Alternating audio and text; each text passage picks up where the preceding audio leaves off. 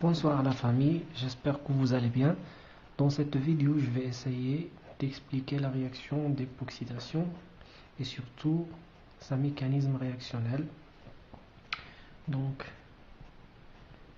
RCOOH, c'est un peracide.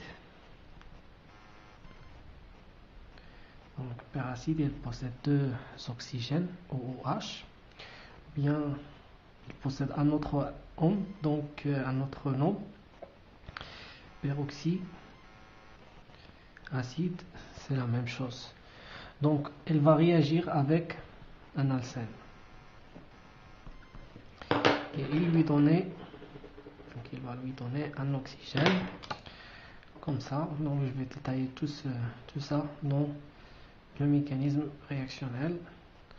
Donc, on va former finalement un époxyde.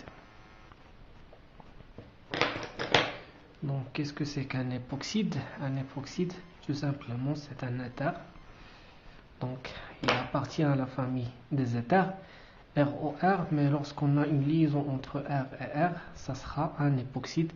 C'est-à-dire que l'époxyde, par définition, est un éther cyclique. Donc, on va passer directement au mécanisme réactionnel.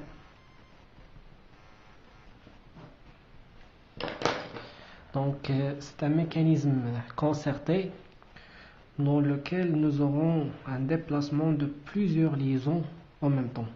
C'est ça la vraie signification de concerté.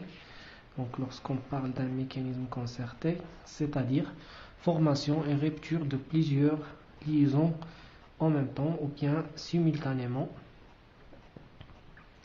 Donc, OR ou H.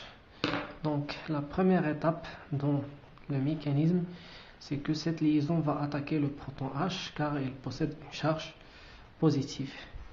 Et puis, directement, cette liaison OH, elle va se déplacer vers l'un des carbones, voilà, pour former une nouvelle liaison oxygène-carbone. Et puis, le carbone est incapable de former plus de 4 liaisons, donc ce qui explique que cette liaison va se déplacer directement vers cet oxygène.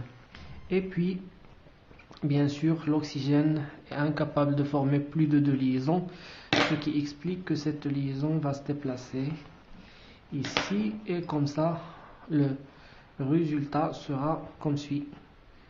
Donc, c'est formation d'une nouvelle liaison carbone-oxygène, voilà, en rouge, et également une nouvelle liaison CO, ce qui explique la formation de 2 liaisons CO. Donc, on va passer d'une géométrie plan vers une géométrie tétraédrique.